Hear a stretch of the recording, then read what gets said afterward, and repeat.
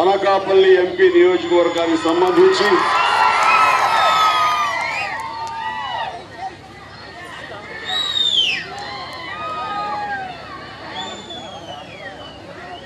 మాడుగుల నియోజకవర్గం, చోడవరం నియోజకవర్గం,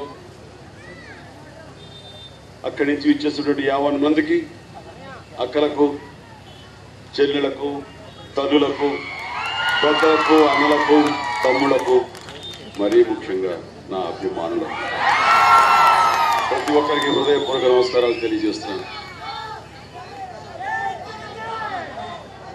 ఎర్రటి ఎండను సైతం లెక్క చేయకుండా కింద తార రోడ్డు కాళ్లు మాడుతున్నా ఏమాత్రం బేఖాతా చేస్తూ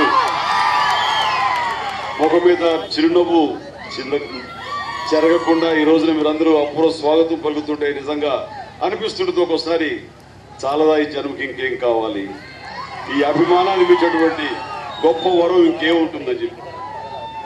కాబట్టి ఈ రోజున మీకు అందరికీ హృదయపూర్వక మీ స్వాగతానికి ధన్యవాదాలు తెలుపుతూ, ఎవరు చూసినా సరే, ఏ యొక్క ప్రతిపక్షం వాళ్ళు చూసినా అధికారంలోకి రావాలని ప్రయత్నంతో తహతహలాడుతున్న వాళ్ళు, ఆరాటపడుతున్న వాళ్ళు ఎవరిని చూసినా సరే ఈ రోజు ఇది ఒక గొప్ప అవకాశంగా భావిస్తున్నారు వాళ్ళు.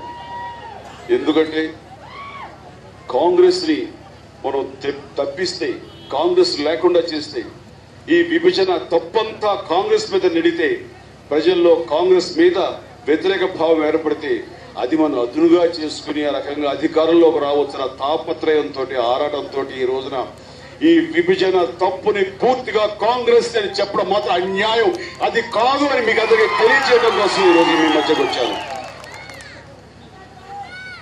ఇందిరాగాంధీ గారి దగ్గర నుంచి రాజీవ్ గాంధీ, సోనియా గాంధీ ఎవరు కూడా విభజనకి సమ్ముఖంగా లేరు. లేని పక్షంలో ఇది ఎప్పుడో వచ్చుండేది. కానీ పలాని పరిస్థితులు కల్పించారు.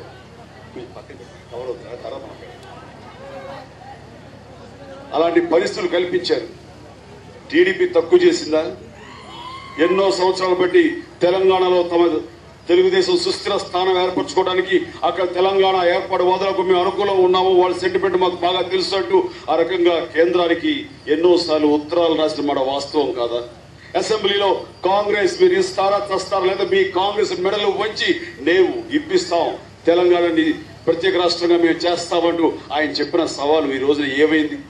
మొన్నటికి మొన్న ఖమ్మంలో ఆయన ప్రచారం చేసుకుంటూ మేమిచ్చిన ఉత్తరం మూలంగానే ఈ రోజున సెపరేట్ తెలంగాణ ఏర్పడింది అని చెప్తాడు, ప్రత్యేక తెలంగాణ ఏర్పడింది అని చెప్పారు ఆయన. ఇక్కడికి బోర్డర్ దాటేసరికి కాంగ్రెస్ అన్యాయం చేసింది, మనకి చాలా ద్రోహం చేసింది, ఈ రకం విభజన సరైనది కాదు, అన్యాయం జరిగిపోయిందంటూ ఆయన వాపోతున్నారంటే ఈ ద్వంద్వ వైఖరికి ఏమని చెప్పాలి? అంటే బోర్డర్ దాటితే ఆ న్యూస్ ఇటు రాదులే, ఇక్కడ వాళ్ళని ఏమార్చొచ్చన్న ఒక భావం తప్ప మరొకటి కాదు. ప్రజలు అమాయకులు కారు. ఆయనది పక్కన పెడితే వైఎస్ఆర్సీపీ పార్టీ అధినేత ఇడుపులపాయలో వారి తండ్రి సమాధి సాక్షిగా ప్లేనరీ జరిపిస్తూ తెలంగాణ ఏర్పాటుకు మేము సుముఖం అంటూ అయితే రాజ్యాంగంలో ఆర్టికల్ 3 ప్రకారంగా సమన్యాయం జరగాలి, ఆ రకంగా విభజన జరగాలంటూ ఆయన కూడా విభజనకి ఉత్తరాలు రాసి మన వాస్తవం కాదా? శ్రీమతి విజయలక్ష్మి గారిని తీసుకెళ్లి ఆ ఉత్తరాన్ని రాష్ట్రపతికి అప్పచెప్పింది ఎవరికి తెలియదు. వీళ్ళందరూ ఇప్పుడు ఏంటి తప్పించుకుంటున్నారు? ఏంటి అన్యాయం జరిగిందని? అన్యాయం అంటూ జరిగింది ఇది ప్రతి ఒక్కరిదే తప్ప కాంగ్రెస్ కాదు. కాంగ్రెస్ తప్పనిసరి పరిస్థితిలో ఈ నిర్ణయం తీసుకోవాల్సి వచ్చింది. ఇది ప్రజలకు తెలియచేయడం కోసంగా నేను వచ్చాను. నాకు చాలా బాధగా ఉంది. నన్ను ప్రేమించి నన్ను ఇంత వాడిని చేసిన తెలుగువాడు ఈ రాష్ట్రంలో, ఈ ప్రపంచంలో ఎక్కడ ఉన్నా సరే వాళ్ళందరూ ఆశీస్సులతోటి నేను వచ్చాను. వాళ్ళ హృదయంలో ఇంత స్థానం సంపాదించాను. కాబట్టి ఈ 2 రాష్ట్రాలుగా విడిపోతుంటే బాధపడటం నిజంగా నాకు చాలా బాధగా అనిపిస్తుంది. ఇలాంటిది నేను తప్పనిసరి పరిస్థితుల్లో ఆ రోజు మన ముఖ్యమంత్రి ఉన్న నల్లారి కిరణ్ కుమార్ రెడ్డి గారికి ఈ విషయం ముందే తెలిసిన ఆయన గోప్యంగా వచ్చి ఎవరికి తెలియచెప్పకుండా ఈ యొక్క రాష్ట్ర విభజనకు ఆయన కూడా దోహదపడ్డారు పరోక్షంగా. అంత అయిన తర్వాత అప్పుడు మాకు చెబుతూ దీన్ని ఎదుర్కోవాలి అంటూ అప్పుడు యామార్చి ప్రభల అంది ఆయన అందరినీ భ్రమలో పెట్టారు. ఆఖరి బంతి వరకు ఆడదాం, ఇది విభజన జరగదు అని చెప్తే మేము ఆయనతో పాటు ఖచ్చితంగా అదే నమ్మాము. ప్రతి దశలోనూ విభజన వేగంగా జరిగిపోతుంటే ఆయన ఆఖరికి తన ముఖ్యమంత్రి పదవి ఆఖరి రోజు వరకు కూడా అనుభవించి ఆ తర్వాత ఈ యొక్క విభజనకి మమ్మల్ని తప్పుబట్టి తన స్వార్థం తాను చూసుకుని ఈ రోజున కాంగ్రెస్ ని తప్పుపడుతూ కాంగ్రెస్ ని నిర్వీర్యం చేయాలని బయట వాళ్ళతో పాటు ప్రతిపక్షాలతో పాటు స్వపక్షంలో ఉన్న కిరణ్ కుమార్ రెడ్డి కూడా కారణం. ఇదే కదా అన్యాయం, ఇదే కదా తల్లి పాలు తాగి రొమ్ము గుద్దినామంటే ఆ రకంగా అన్యాయం చేసిన కిరణ్ కుమార్ రెడ్డి ఇలా ప్రతి ఒక్కరు కూడాను ఈ రోజున కాంగ్రెస్ కి అన్యాయం చేశారు. ప్రజల నుంచి కాంగ్రెస్ దూరం చేయాలన్న శుష్క ప్రయత్నం చేస్తున్నారు. ఇది ఆత్మహత్య కాంగ్రెస్ అంటున్నారు, కాదు హత్యా ప్రయత్నం జరిగింది. ప్రతి ఒక్కరు కూడా కత్తి తీసుకుని ఏదో రకంగా హత్య చేయడానికే ప్రయత్నం చేశారు. అయితే కాంగ్రెస్ అంత బలహీనం కాదు, అంత శక్తిహీనం కాదు. ఖచ్చితంగా కాంగ్రెస్ 127 సంవత్సరాల నుంచి వచ్చి ప్రజల బడుగు బలహీన వర్గాల వారి మద్దతుతోటి వాళ్ళకి అన్ని రకాలుగా భుజంగాస్వాల సంక్షేమ అభివృద్ధి చూసుకుంటూ ఈ రోజున నిరాఘాటంగా జీవనదిలా సాగిపోతుంది. ఇలాంటి కాంగ్రెస్ చాలా మంది తుంగలో తొక్కాలి, భూస్థాపితం చేయాలి, దీన్ని సముద్రంలోకి విసిరేయాలి, హఠావో అంటూ ఆ రకంగా మాట్లాడుతుంటే ఇది చాలా చాలా జరగనిది. కాంగ్రెస్ లేకుండా చేయడం అంటే మహాసముద్రాన్ని ఎండగడతాం అంటే సముద్రాన్ని ఎండగట్టడం ఎవరి తరం కాదు. అదే రకంగా ఇంత బలమైన కాంగ్రెస్ పార్టీ నిజంగా సామాజిక న్యాయం చేసేది, బడుగు బలహీన వర్గాల గురించి అందరి సంక్షేమం, రైతుల సంక్షేమం, మహిళల సంక్షేమం, విద్యార్థుల సంక్షేమం, అందరికీ ఉద్యోగస్తులకు సంబంధించి అన్ని రకాలుగాను అభివృద్ధి చేసేటటువంటి సంక్షేమం చూసే కాంగ్రెస్ పార్టీ ఈ రోజున మీరు చెప్పగానే మీరు అనగానే ప్రజలు నమ్మి ఆ రకంగా ఏమారిపోతారు అనుకోలేదు. తాత్కాలికంగా వాళ్ళకి ఆ విధంగా ప్రలోభ పెట్టారు, ఆ రకంగా మీరు ఏమార్చారు.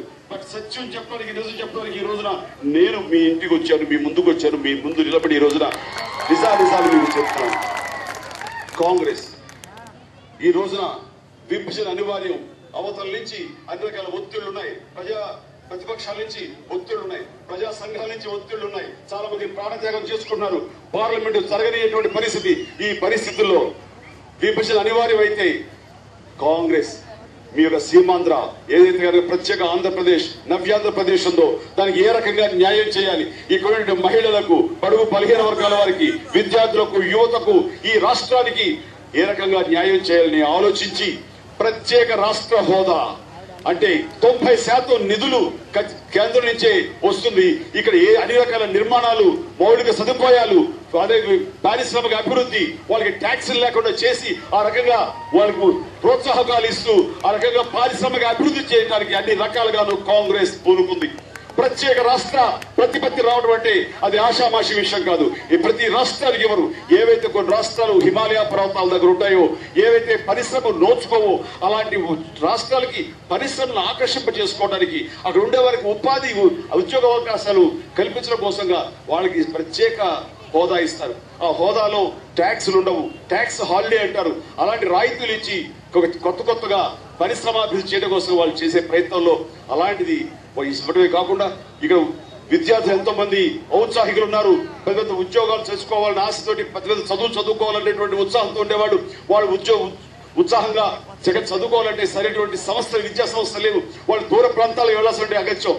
ఈ రోజున ఐఐఎం గాని, ఐఐటి గాని, IIITలు గాని, అలాగే ఆరోగ్య సంబంధించినటువంటి పెద్ద పెద్ద వైద్య విజ్ఞాన సంస్థలటువంటి ఎయిమ్స్, నిమ్స్ లాంటివి ఈ రోజున మనకు వస్తున్నాయి. అలాగే కోస్టల్ కారిడార్, మనకి ఎంతో గ్యాస్ నిక్షేపాలు ఉన్నాయి కాకినాడ దగ్గర, దానికోసం పెట్రో కారిడార్ ఇలాంటివి, అలాగే అగ్రికల్చర్ యూనివర్సిటీస్, అలాగే గిరిజనులకు వాళ్ళకి కావాల్సిన యూనివర్సిటీస్, ఇవన్నీ కూడా ఎవరు ఊహించిన విధంగా, ఎవరు కూడాను ఇలా జరుగుతుంది, ఇంత అభివృద్ధి జరుగుతుందని ఊహించిన విధంగా అన్ని రకాల విద్యా సంస్థలు, వైద్య సంస్థలు, పారిశ్రామిక సంబంధించినవి అన్ని కూడా ఈ రోజున మనం రాబట్టుకునే ప్రయత్నం చేస్తున్నాము. ఆ రకంగా న్యాయం చేయాలని. ఇది వాగ్దానాలు, వెనిగల వాగ్దానాలు, శుష్క వాగ్దానాలు కానే కాదు. ఏవైనా అధికారులు రావాలని చెప్పేటట్టు వాగ్దానం కాదు, చట్టబద్ధత చేశారు. ఉభయ సభలో దీని ఆమోదం తీసుకొచ్చి దీనికి చట్టబద్ధం కలిగించారు. కాబట్టి ఖచ్చితంగా ఇది అమలు చేసి తీరుదారు. దానికి కావాల్సిన 90% నిధులు కేంద్రమే భరిస్తుంది, నిర్మిస్తుంది అని చెప్పేసి మనకు తెలియజేస్తున్నాను. ఇదంతా ఒకటైతే వెనుకబడిన ప్రాంతమైనటువంటి ఈ ఉత్తరాంధ్రకి, అలాగే రాయలసీమ కూడా ప్రత్యేక ప్యాకేజీలు ఇచ్చారు.